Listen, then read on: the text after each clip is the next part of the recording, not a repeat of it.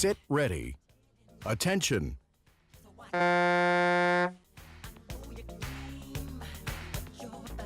Ja ka selles sõidus start kohe kenasti õnnestub. Sõitu on asunud juhtima gümnaasiumide arvestuses Viljandi gümnaasium. Nemad siis on masinalt number 1 liikumas ja nende kõrval kohe siis Tallinna Saksa gümnaasiumi tüdrukud.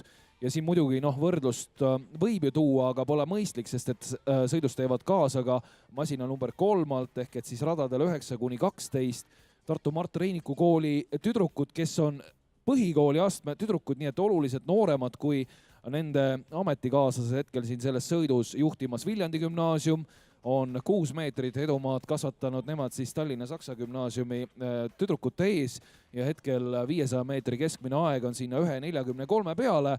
Juba pool mõistusmaast saab läbitud, nii et kohe tegemist on ka finaalsõiduga ja pool ehk et selgroog on murtud.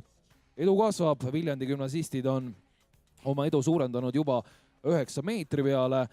Teisena siis Tallinna Saksa gümnaasium ja üldarvestuses 3. positsioonil Tartu Mart Reiniku kool, aga samas jällegi selle vanuserühma suveräänid, sest et selles grupis nad ka ainsad. Ilus sõit on see Viljandi gümnaasiumi tütarlaste poolt jäänud kõigest nüüd veel veidi üle 100 meetri. Tempo ka natukene hakkab raugema, aga võitu tõenäoliselt ei õnnestu mitte kellelgi nüüd siin enam nende käest napsata ja Viljandi gümnaasiumi tüdrukud lähevad siin kindla võidu poole. Eelmisel aastal võidutsesid Tallinna ühisgümnaasiumi tüdrukud tulemusega 1:55,9 ja parimad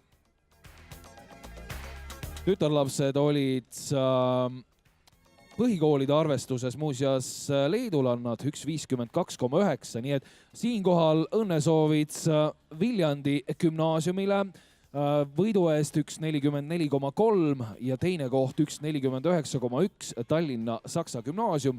Nii et loomulikult palju õnne ka Tartu Mart Reiniku kooli tütarlastele, kes siis nooremas vanusegrupis ehk põhikoolide arvestuses võtavad ka oma alfa kuldmedali 1:52,0.